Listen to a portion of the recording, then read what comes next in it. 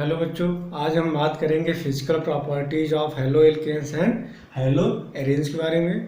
तो सबसे पहले हम बात करेंगे फिजिकल प्रॉपर्टीज में आपको पढ़ना क्या क्या। फिजिकल प्रॉपर्टीज में आपको पढ़ना है बॉइलिंग पॉइंट, मेल्टिंग पॉइंट पढ़ना है। सेकेंड हम बात करेंगे आपको यहाँ पे स्टेबिलिटी पढ़नी है। और थर्ड अगर हम बात करें तो यहाँ पे रिएक्टिविटी पढ़नी। ये तीन चीज़ें आपको पढ़ने हैं, एक एक करके एक्सप्लेन करते हैं। और आपके एग्जाम में बॉइलिंग पॉइंट, मेल्टिंग पॉइंट ही पूछा जाता है और स्टेबिलिटी और रिएक्टिविटी के बारे में नहीं पूछा जाता, लेकिन जनरल नॉलेज के लिए बेटा आपको पढ़ना पड़ेगा। तो चलिए हम बात करते हैं कि बॉइलिंग पॉइंट, मेल्टिंग पॉइंट। तो सबसे पहले हम बात करें तो हेलो एल्केन्स और हेलो एरेन्स में जो बॉइलिंग पॉइंट और मेल्टिंग पॉइंट जो होता है वो हमारा किस पे डिपेंड करता है, मॉलिक्यूलर वेट। या आप कह सकते हैं कि जो हेलो एल्केन्स होते हैं वहाँ पे हमारा जो फोर्स ऑफ अट्रैक्शन होता है वान der Waals force of attraction होता है। तो आपको बताया कि सबसे अगर बात करें तो हाइड्रोजन बॉन्डिंग सबसे ज़्यादा स्ट्रॉन्गर होता है किसके कंपेरिजन में, वान डर वाल फोर्स में। जैसे अगर हम बात करें तो आयनिक बॉन्ड, आयनिक बॉन्ड के बाद covalent bond, covalent bond hydrogen bond, hydrogen bond के बाद वान डर वाल होता है। तो अब बात करें हेलो एल्केन्स में, तो हेलो एल्केन्स या हेलो एरेन्स में जो फोर्स ऑफ अट्रैक्शन होता है कौन सा होता है, वान der Waals force of attraction होता है। और वान der Waals force of attraction किस पे डिपेंड करता है, मॉलिक्यूलर वेट। तो बॉइलिंग पॉइंट का मतलब क्या होता है, ध्यान से बेटा, बॉइलिंग पॉइंट का मतलब क्या होता है, बॉयल होना। तो बॉयल मतलब क्या, लिक्विड से गैस। जैसे आप वाटर की बात करें तो वाटर को क्या करते हैं, बॉयल करते हैं। तो होता है क्या, वाटर जो तो लिक्विड के फॉर्म में होता है, तो वाटर क्या होता है, उसको जब आप हीट देते हैं तो क्या होता है, लिक्विड से गैस के फॉर्म में होता है, वेपराइज होकर एटमॉस्फेयर में जाता है। तो क्यों वेपराइज होता है, क्योंकि जब आप वाटर मॉलिक्यूल की बात करते हैं तो वाटर मॉलिक्यूल में हाइड्रोजन बॉन्ड प्रेजेंट होता है। कौन सा बॉन्ड, हाइड्रोजन बॉन्डिंग। तो जैसे आप उसको हीट या एनर्जी देते हैं तो बॉन्ड क्या होता है, ब्रेक हो जाता है। और ब्रेक होने के बाद क्या होता है, गैसियस या वेपर के फॉर्म में आ जाता है और हमारा क्या होता है, लिक्विड से गैस बन जाता है। मेल्टिंग मतलब क्या, सॉलिड से लिक्विड, सॉलिड से लिक्विड होना कहलाता है मेल्टिंग पॉइंट, और लिक्विड से गैस का बनना कहलाता है बॉइलिंग पॉइंट। तो वाटर का एग्जांपल आपने देखा होगा कि आप वाटर को क्या करें, हीट करिए तो 100 डिग्री सेंटीग्रेड पे क्या होता है कि वाटर हमारा वेपराइज हो जाता है, मतलब लिक्विड से गैस बन जाता है। होता क्या, ध्यान सुनिए। जैसे वाटर मॉलिक्यूल की बात करें तो ये आपका वाटर मॉलिक्यूल होता है, ध्यान सुना, ये आपका वाटर मॉलिक्यूल है। अब इनके बीच का जो बॉन्ड होते हैं, कौन सा बॉन्ड प्रेजेंट होता है, हाइड्रोजन बॉन्डिंग। 11 में बताया था कि हाइड्रोजन बॉन्डिंग के लिए कंडीशन क्या बेटा, समझना। तो आप जैसे उसको हीट देते हैं, आप हीट देंगे तो ये वाटर मॉलिक्यूल क्या होते हैं कि हाइड्रोजन बॉन्डिंग के थ्रू क्या होता है, अटैच होते हैं। लेकिन जैसे अगर आप इसको हीट देते हैं, बॉन्ड क्या होता है, ब्रेक हो जाता है। सारे बॉन्ड क्या होंगे बेटा, ब्रेक हो जाएंगे और एक दूसरे से क्या होंगे बेटा, अलग हो जाएंगे। तो क्या होता है, लिक्विड से हमारा क्या होता है, गैस के फॉर्म में चेंज हो जाता है, वेपराइज हो जाता है। इसी तरह हम बात करें हेलो एल्केन्स की बात करें तो हेलो एल्केन्स में जो बॉन्ड प्रेजेंट, जो फोर्स ऑफ अट्रैक्शन होता है वो हमारा वान der Waals force of attraction होता है। और वान der Waals force of attraction किस पे डिपेंड करता है, मॉलिक्यूलर वेट। मॉलिक्यूलर वेट जितना ज़्यादा होगा वहाँ पे वान der Waals force of attraction ज़्यादा होगा। मीन्स बॉन्ड को ब्रेक करने के लिए आपको ज़्यादा एनर्जी देनी पड़ेगी या ज़्यादा हीट आपको देना पड़ेगा। जैसे जैसे नंबर ऑफ मॉलिक्यूल बढ़ता जाएगा तो क्या होगा, आपका मॉलिक्यूल के बीच force of attraction means number of van der Waals force बढ़ेगा। तो उस बॉन्ड को ब्रेक करने के लिए आपको ज़्यादा एनर्जी या ज़्यादा हीट प्रोवाइड करना पड़ेगा। तो जैसे अगर हम बात करें हेलो एल्केन्स की बात करें तो वान der Waals force of attraction किस पे डिपेंड करता है, मॉलिक्यूलर वेट। तो किसी भी हेलो एल्केन्स का मॉलिक्यूलर वेट जितना ज़्यादा होगा उस मॉलिक्यूल में वान der Waals force of attraction उतना ज़्यादा होगा। और वान der Waals force of attraction ज़्यादा होने मतलब बॉइलिंग पॉइंट और मेल्टिंग पॉइंट क्या होगा, उसका ज़्यादा होगा। तो जैसे हम बात करें यहाँ पे लिए गए हैं मेथाइल ब्रोमाइड लिया गया, carbon hydrogen hydrogen hydrogen bromine, carbon hydrogen hydrogen bromine. यहाँ पे एक molecule first, second, third, fourth, ATC। तो यहाँ पे देख रहे हैं कि अब आपका मॉलिक्यूल है, ए बी मॉलिक्यूल है, ए बी मॉलिक्यूल है, ए बी मॉलिक्यूल है। इसे क्या बोलेंगे, inter molecular force of attraction. तो यहाँ पे देखें ब्रोमीन और हाइड्रोजन के बीच एक बॉन्ड बनेगा, ब्रोमीन और हाइड्रोजन के बीच एक बॉन्ड क्रिएट होता है, इसे क्या बोलते हैं, वान der Waals force of attraction. इसी तरह यहाँ पे भी बॉन्ड बनेगी, यहाँ पे भी बेटा बॉन्ड बनेगा। तो जितना ज़्यादा बॉन्ड बनता चला जाएगा आपको बेटा उतना ज़्यादा हीट देना पड़ेगा, मीन्स उतनी ज़्यादा आपको एनर्जी देनी पड़ेगी। एनर्जी देने का मतलब कि बॉइलिंग पॉइंट और मेल्टिंग पॉइंट क्या होगा, इंक्रीज होगा। यहाँ तक क्लियर हो गया। तो एल्काइल हैलाइड की बात करें तो एल्काइल हैलाइड में हमारा वांडर वाल फोर्स ऑफ अट्रैक्शन होता है। वांडर वाल फोर्स ऑफ अट्रैक्शन मतलब किस पे डिपेंड करता है, मॉलिक्यूलर वेट पे डिपेंड करता है। और होता क्या है, जैसे यहाँ ब्रोमीन हाइड्रोजन की जो फोर्स बनना है जिसे वांडर वाल फोर्स ऑफ अट्रैक्शन बोलते हैं। तो लिक्विड से गैस का बनना, लिक्विड से गैस का बनना बॉइलिंग पॉइंट और सॉलिड से लिक्विड बनना, सॉलिड से लिक्विड का बनना मेल्टिंग पॉइंट कहलाता है। तो यहाँ पे अगर हम बात करें तो दोनों केस में बॉइलिंग पॉइंट और मेल्टिंग पॉइंट की बात करें तो किस पे डिपेंड करता है, मॉलिक्यूलर वेट। मॉलिक्यूलर वेट मतलब किस पे डिपेंड करेगा, वांडर वाल फोर्स ऑफ अट्रैक्शन। लेकिन अगर मेल्टिंग पॉइंट की बात करें तो मेल्टिंग पॉइंट मॉलिक्यूलर वेट के अलावा एक चीज और डिपेंड करता है, हमारा क्या होता है, क्रिस्टल लैटिस, जो आगे बताएंगे किस पे डिपेंड करता है, क्रिस्टल लैटिस। क्रिस्टल लैटिस का मतलब होता है कि जितना मॉलिक्यूल हमारा सिमेट्रिकल होगा वहाँ पे पैकिंग उतनी अच्छी होगी। तो पैकिंग जितना ज़्यादा बेटर होगा उसको आपको ज़्यादा ब्रेक करने के लिए आपको ज़्यादा हीट देनी पड़ेगी। यहाँ तक क्लियर हो गया होगा बेटा। फिर आगे हम बात करते हैं, इसको नोट करिए।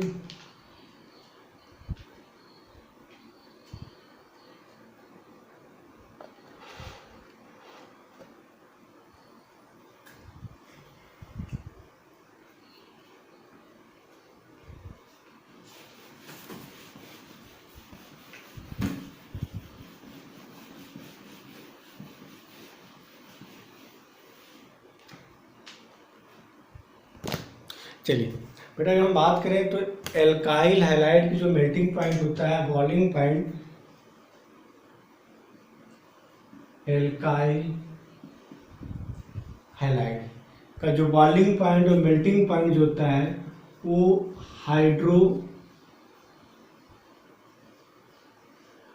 हाइड्रोकार्बन से ज़्यादा होता है। ध्यान सुनिएगा, इसका रीजन क्या होता है, आर एक्स, और यहाँ पे क्या लिखा गया, आर एच लिखा गया। इसलिए होता है क्या, यहाँ पे पोलरिटी आ जाती है, मतलब कि एल्काइल हैलाइड मतलब यहाँ पे क्या होता है, पोलर नेचर आता है। पोलर मतलब क्या होगा, हेलोजन पे नेगेटिव और यहाँ पे पॉजिटिव चार्ज आ जाता है। दूसरा क्या होता है कि इनका हायर मॉलिक्यूलर वेट, और हायर मॉलिक्यूलर वेट की बात करें तो यहाँ पे वांडर वाल फोर्स ऑफ अट्रैक्शन, वांडर वाल फोर्स ऑफ अट्रैक्शन ज्यादा होगा किससे, हाइड्रोकार्बन से। मेन रीजन क्या है, जो आपके एल्काइल हैलाइड होते हैं उनका मॉलिक्यूलर वेट ज़्यादा होगा। मॉलिक्यूलर वेट ज़्यादा होने का मतलब क्या होगा, वांडर वाल फोर्स ऑफ अट्रैक्शन ज़्यादा होगा। तो वांडर वाल फोर्स ऑफ अट्रैक्शन मतलब बॉइलिंग पॉइंट मेल्टिंग पॉइंट क्या होगा, ज़्यादा होगा। तो इसको नोट करिए, फिर हम आगे बात करें।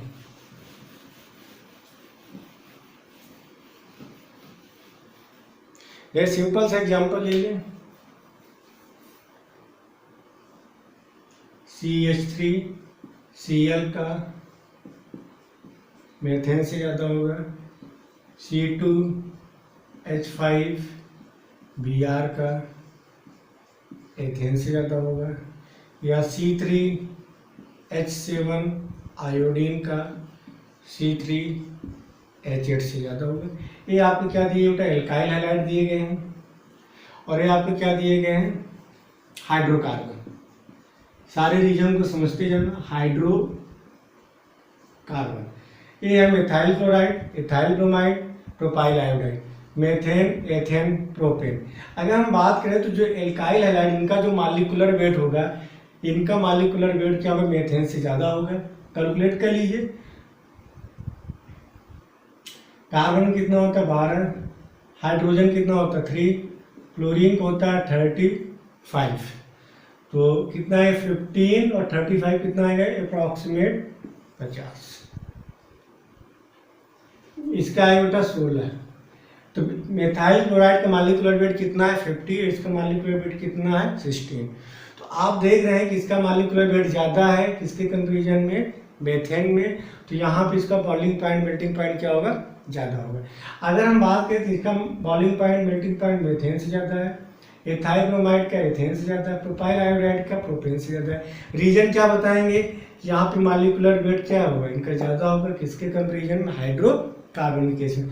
लेकिन अगर हम टॉप टू बॉटम बात करें, मेथाइल क्लोराइड, एथाइल ब्रोमाइड और प्रोपाइल आयोडाइड की बात करें, तो यहाँ पे boiling point and melting point top to bottom आने पे ज़्यादा होगा। मीन्स अगर हम बात करें ए बी सी की बात करें, C greater than B greater than A. Clear बेटा। जैसे अगर यहाँ की बात करें, ऊपर से नीचे आने पे मॉलिक्यूलर वेट बढ़ेगा। मॉलिक्यूलर वेट बढ़ने का मतलब क्या होगा कि आपका मेल्टिंग पॉइंट और बॉइलिंग पॉइंट क्या होगा, बढ़ेगा। क्लियर है, इसको नोट किया बेटा, फिर आगे हम बात करें।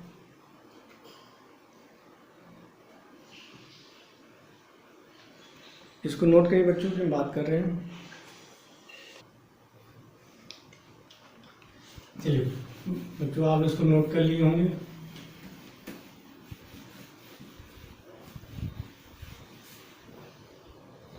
एक एक करके हेडिंग डालते जाइए बेटा, इसको आप लोग पढ़ते चले जाइए।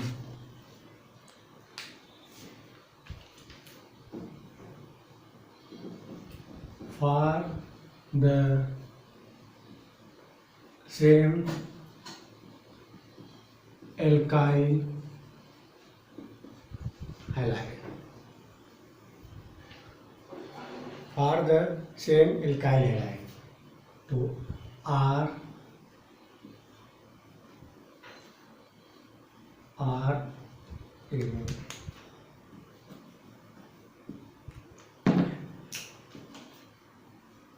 आर एफ से ज़्यादा आर सी एल से ज़्यादा आर बी आर से ज़्यादा आर आई।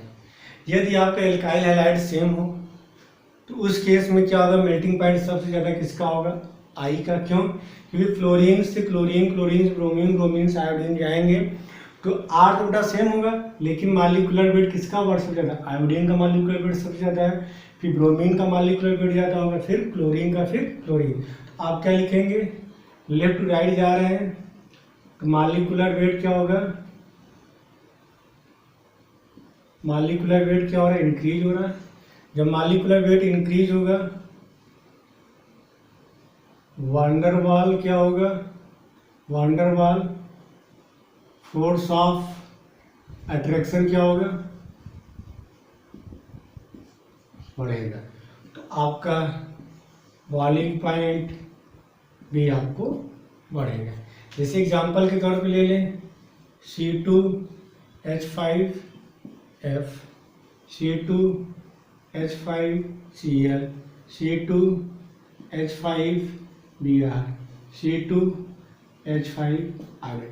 तो यहाँ पे एथाइल एथाइल एथाइल एथाइल, लेकिन यहाँ फ्लोरीन क्लोरीन ब्रोमीन आयोडीन। तो मॉलिक्यूलर वेट बढ़ रहा है, मीन्स आपका मेल्टिंग पॉइंट भी क्या होगा, बढ़ेगा। क्लियर है। जैसे एक एग्जांपल लेते हैं, CH3F, CH3Cl, CH3Br, CH3I।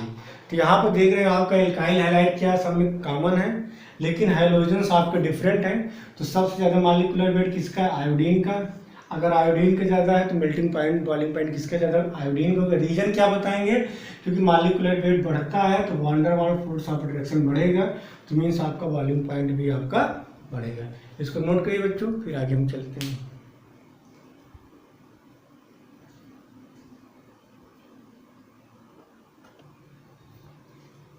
चलिए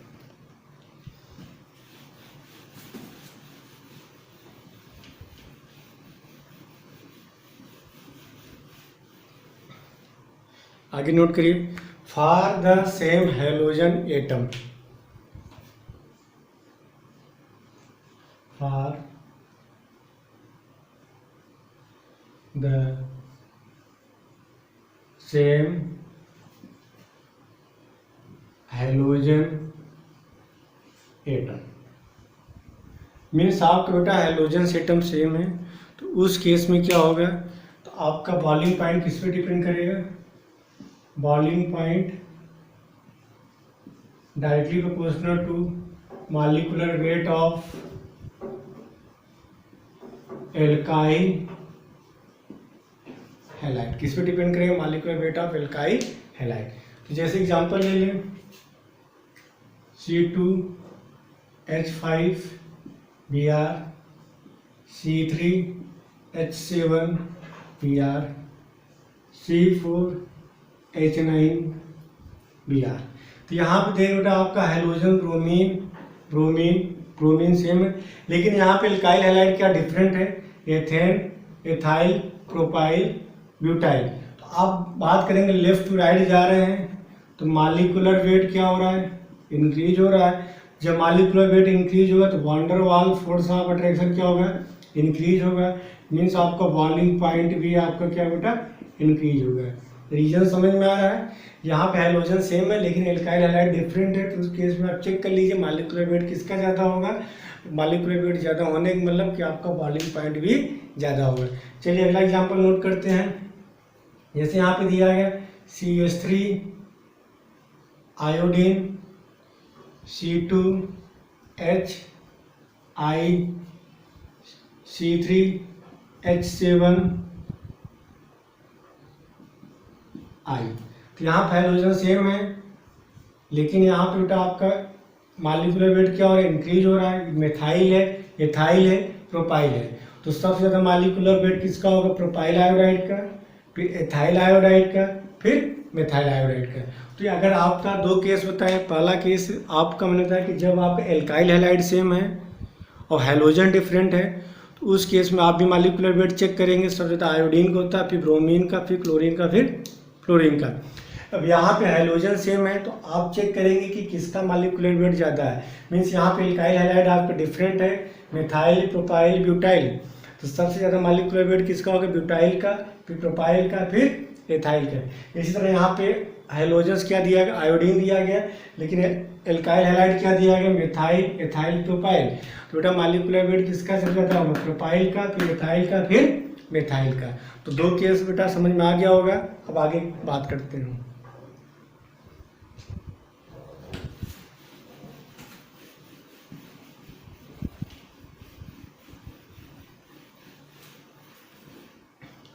अभी तक बेटा मैंने आपको बताया है कि हमारा जो बॉइलिंग पॉइंट और मेल्टिंग पॉइंट किस पे डिपेंड करता है? Molecular weight. मॉलिक्यूलर वेट बढ़ने पे आपका बॉइलिंग पॉइंट और मेल्टिंग पॉइंट आपका इंक्रीज कर रहा था। अब अगला केस बात करने की, जब आपका मॉलिक्यूलर वेट सेम हो, जैसे आप सामने 4 एग्जांपल दिए गए और चारों कंपाउंड का मॉलिक्यूलर वेट सेम है, तो उस केस में हमारा क्या होता है? ब्रांचिंग देखते हैं। हमारा जो बॉइलिंग पॉइंट जो होता है, ध्यान से बेटा, boiling point inversely proportional to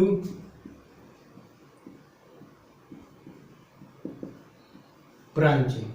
ध्यान सुनना बेटा, होता क्या है कि हमारा जो एक एक पॉइंट को समझना है, जो वान der Waals force of attraction जो होता है किस पे डिपेंड करता है? Molecular weight. या आप कह सकते हैं surface area. Surface area, surface area जितना बेटा हमें फिजिक्स में पढ़ाया गया होगा सरफेस एरिया के बारे में, सरफेस टेंशन, विस्कोसिटी और सरफेस एरिया। तो हमारा जो वान der Waals force of attraction किस पे डिपेंड करता है? Molecular weight. या कह सकते हैं सरफेस एरिया। जितना ज़्यादा सरफेस एरिया होगा, वान der Waals force of attraction उतना ज़्यादा होगा, मीन्स बॉइलिंग पॉइंट आपका उतना ज़्यादा होगा। तो होता है क्या कि जब आपका मॉलिक्यूलर वेट सेम है तो ब्रांचिंग के बढ़ने पे जैसे जैसे ब्रांचिंग होता जाएगा, जैसे आपके सामने कोई एग्जांपल दिया गया है और उसका मॉलिक्यूलर वेट क्या है? सेम है, तो उस केस में ब्रांचिंग के बढ़ने पे सरफेस एरिया कम होता है। अगर सरफेस एरिया कम हुआ means van der Waals force of attraction कम होगा। अगर van der Waals force of attraction कम हो रहा है मीन्स बॉइलिंग पॉइंट भी कम होगा। तो ओवरऑल हमारा जो बॉइलिंग पॉइंट जो होता है इनवर्सली प्रोपोर्शनल टू ब्रांचिंग, मतलब ब्रांचिंग के बढ़ने पे हमारा बॉइलिंग पॉइंट आपका क्या होगा? कम होगा। क्यों? क्योंकि सरफेस एरिया कम होता है। अगर आपसे पूछा जाए तो आप रीजन क्या बताएंगे? ब्रांचिंग के बढ़ने पे सरफेस एरिया कम होगा। यदि सरफेस एरिया कम है means van der Waals force of attraction कम हो रहा है, मीन्स बॉइलिंग पॉइंट आपका कम होगा। बेटा रीजन समझ में आ रहा है? अगर आपसे 1 नंबर में रीजन पूछेगा तो आप रीजन बताएंगे ब्रांचिंग के बढ़ने पे सरफेस एरिया कम होता है, means van der Waals force of attraction weak होगा। अगर van der Waals force of attraction weak है तो बॉइलिंग पॉइंट भी आपका कम होगा। अब आते हैं बेटा एग्जाम्पल पे। जैसे हम बात करें, एक सिंपल सा एग्जांपल हम बात करें ब्यूटाइल क्लोराइड, किसके बारे में बात कर रहे हैं? Butyl chloride.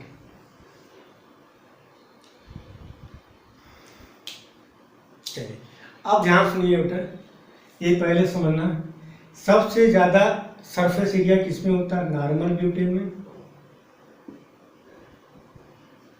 क्लियर है? सबसे ज्यादा किसमें होगा? नॉर्मल ब्यूटेन में। फिर किसमें होगा? Iso, normal butyl chloride. या आप पहले समझिए बेटा, सबसे ज्यादा किसमें होगा? नॉर्मल में होगा। नॉर्मल के बाद आइसो में होगा। आइसो के बाद किसमें होगा? सेकेंडरी में होगा। और सेकेंडरी के बाद किसमें होगा? टर्सरी में होगा। इसको नोट करिए, फिर बताते हैं। सबसे ज़्यादा किसमें होगा? नॉर्मल में, फिर आइसो में, फिर सेकेंडरी में, फिर टर्सरी में। इसको नोट करिए।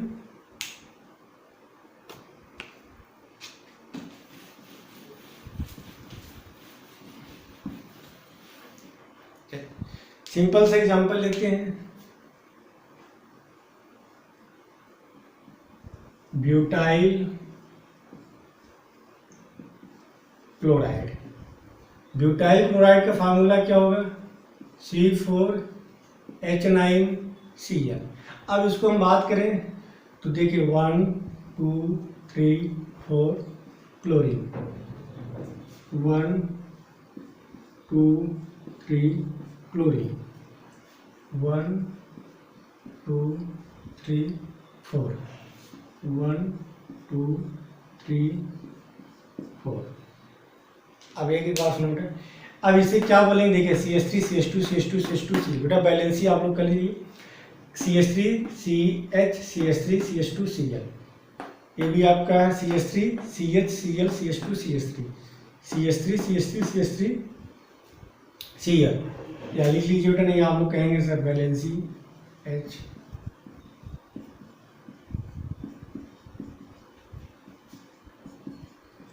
H। बेटा बैलेंसी आप लोग कर लीजिएगा।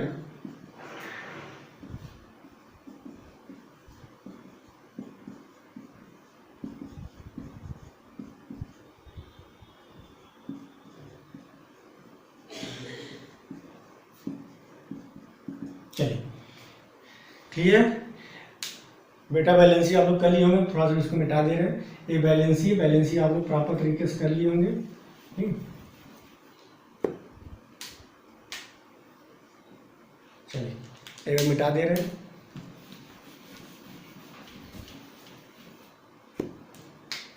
इसे बोलेंगे बेटा नॉर्मल ब्यूटाइल, इसे बोलेंगे आइसोब्यूटाइल,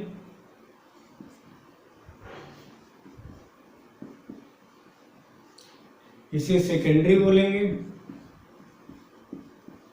इसे क्या बोलेंगे? टर्सरी। याद करिए मैंने बताया था, ये आपका नॉर्मल ब्यूटाइल क्लोराइड, कार्बन यहाँ से अटैच कार्बन पे एक CH3, इसे बोलेंगे आइसोब्यूटाइल क्लोराइड, इसे बोलेंगे सेकेंडरी ब्यूटाइल क्लोराइड, इसे बोलेंगे टर्सरी ब्यूटाइल क्लोराइड। तो सबसे ज़्यादा सरफेस एरिया की हम बात करें बेटा, तो सबसे ज़्यादा सरफेस एरिया किसमें है? इसमें होता है। फिर आपका आइसो में होता है, फिर आपका सेकेंडरी में होगा, फिर आपका टर्सरी में होगा। क्लियर बेटा? तो यहाँ पे देख रहे हैं, यहाँ पे एक भी ब्रांचिंग नहीं है, यहाँ पे एक ब्रांचिंग मिलेगा, यहाँ पे ब्रांचिंग क्या होगा? आपका बढ़ रहा है। तो सबसे ज़्यादा बॉइलिंग पॉइंट किसमें होगा? क्लियर है? चलिए आगे हम बात करते हैं। आपसे प्रॉब्लम पूछते हैं, आप बताते जाइए। जैसे अगर आपके सामने प्रॉब्लम दिया जाए,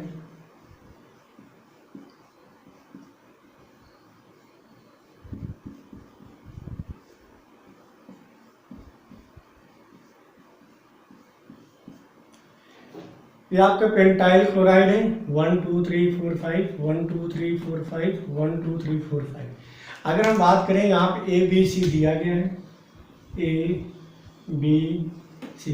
बेटा बहुत कम आप एग्जाम पूछा जाता है, इसे फास्ट पढ़ा रहे हैं। अगर आज पूछा जाए बॉइलिंग पॉइंट किसमें सबसे ज़्यादा होगा, इसमें होगा नॉर्मल में, फिर सेकेंडरी में, फिर टर्सरी में। क्यों? क्योंकि यहाँ पे एक भी ब्रांचिंग नहीं है। लेकिन यहाँ क्लोरीन है, एक 2 ब्रांचिंग, क्लोरीन जिससे अटैच है 1 2 3। आपका ब्रांचिंग बढ़ रहा है तो बॉइलिंग पॉइंट किसका रहता है A B C। ठीक बच्चों, इसको नोट करिए, फिर हम आगे चलते हैं।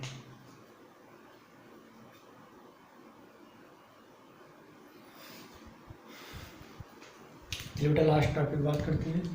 यहाँ पे आपका दिया गया हेलो एरिंग्स, तो वही सेम कंसेप्ट है बेटा। इस सब में बेंजीन रिंग दिया गया, ये आयोडीन है, ब्रोमीन है, क्लोरीन है, फ्लोरीन है। तो सबसे ज़्यादा मॉलिक्यूलर वेट किसका होगा? आयोडीन का, फिर ब्रोमीन का, फिर क्लोरीन का, फिर फ्लोरीन का। तो सबसे ज़्यादा बॉइलिंग पॉइंट मेल्टिंग पॉइंट किसका होगा? आयोडीन का, ब्रोमीन का, क्लोरीन का, फ्लोरीन का। चलिए अब हम बात करें यहाँ पे, ये थोड़ा समझना, बहुत ज़्यादा डिफरेंस नहीं है। इन तीनों की बात करें तो बेटा तीनों का मॉलिक्यूलर वेट सेम होगा। ये हमारे क्या कहलाएंगे? आर्थो, एक कहलाएंगे मेटा, एक कहलाएंगे पैरा। अब ये बेटा आप इसको अच्छे समझिएगा। अगर हम बात करें बॉइलिंग पॉइंट की बात करें, आर्थो मेटा पैरा की बात करें, तो इनका जो बॉइलिंग पॉइंट होता है अप्रॉक्सीमेट क्या होता है? सेम होता है। मीन्स आर्थो मेटा पैरा की बात करें मॉलिक्यूलर वेट सेम है। मॉलिक्यूलर वेट सेम होने का मतलब कि इनका बॉइलिंग पॉइंट अप्रॉक्सीमेट क्या होगा? सेम होगा। लेकिन यदि हम वैल्यू की बात करें कि इनका जो डाटा अगर एनसीईआरटी जाकर ओपन करिए तो सबसे ज़्यादा थोड़ा सा ज़्यादा आर्थो को होगा, फिर पैरा को होगा, फिर मेटा। लेकिन इनमें जो डिफरेंस आएगा बहुत कम डिफरेंस आएगा। अगर हम बात करें बॉइलिंग पॉइंट का, आर्थो मेटा पैरा का अप्रॉक्सीमेट सेम होता है। लेकिन अगर डाटा देखा जाए तो एनसीईआरटी में आप डाटा देखेंगे तो सबसे ज़्यादा आर्थो को होगा, फिर पैरा को होगा, फिर मेटा का। और जो डिफरेंस आता है इन दोनों में या इन तीनों में बहुत कम डिफरेंस आता है। तो ये तो क्लियर है बेटा, इनका बॉइलिंग पॉइंट अप्रॉक्सीमेट सेम होता है। लेकिन अगर आपके पेपर में दे दिया जाए इंक्रीजिंग या डिक्रीजिंग ऑर्डर में बताना है तो सबसे ज़्यादा आर्थो को होगा, फिर पैरा को होगा, फिर मेटा को होगा। अब बात करते हैं मेल्टिंग पॉइंट। ये थोड़ा सा आप समझिए, आपसे पूछा जाता है कि पैरा का जो मेल्टिंग पॉइंट होता है आर्थो मेटा से ज़्यादा क्यों होता है?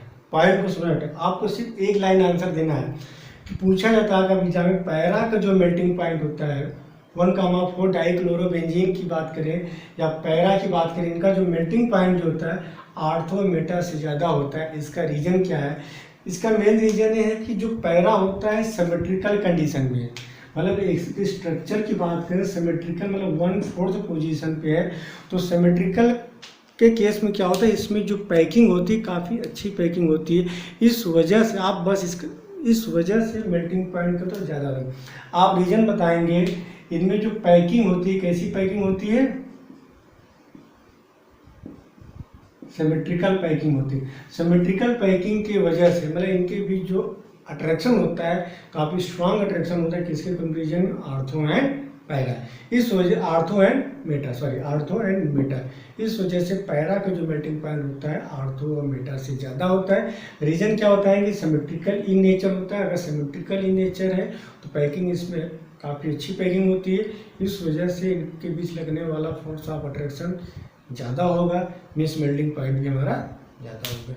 और अगर आपने 2 कंसेप्ट पढ़ा, पहला मॉलिक्यूलर वेट बढ़ने पे बॉइलिंग पॉइंट मेल्टिंग पॉइंट बढ़ता है।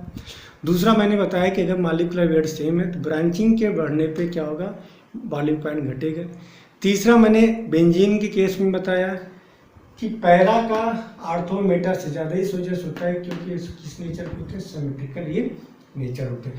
तो सब जब पैरा आर्थो एंड मेटा दोनों में देखें कॉमन क्या है? मेटा का सबसे कम है। बॉइलिंग की बात करें तो ortho greater than para, melting की बात करें पैरा ग्रेटर देन आर्थो। ठीक है, तो बेटा इसको नोट करिए। इसके बाद 2-3 मिनट में और चीज़ें आप एक्सप्लेन कर दे रहे हैं।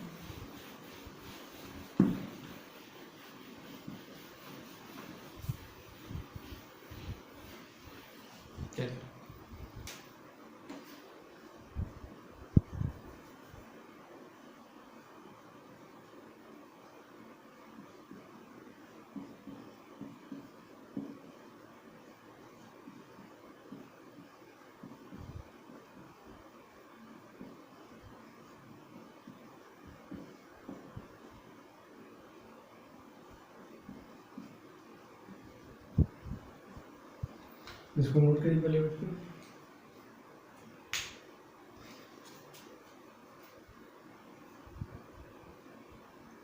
चलिए अब हम बात करें, यहाँ पे कार्बन है, कार्बन 2p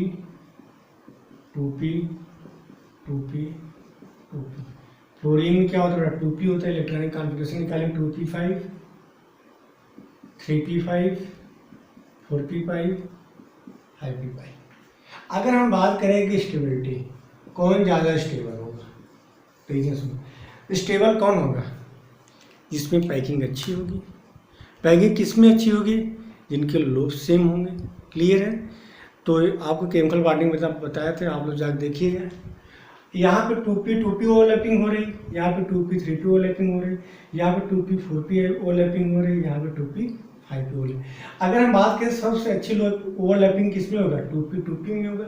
मीन्स इनके बीच जो बॉन्ड बन रहा है वो क्या होगा, स्ट्रॉन्गर बॉन्ड होगा। यदि बॉन्ड हमारा स्ट्रॉन्गर है तो क्या होगा, स्टेबल होगा। क्लियर होता है। तो यहाँ से 2p से 5p के जा रहा है तो ओवरलैपिंग क्या हो रही है, ओवरलैपिंग वीक हो रही है। यदि ओवरलैपिंग वीक हो रही है तो ऊपर से नीचे आने पे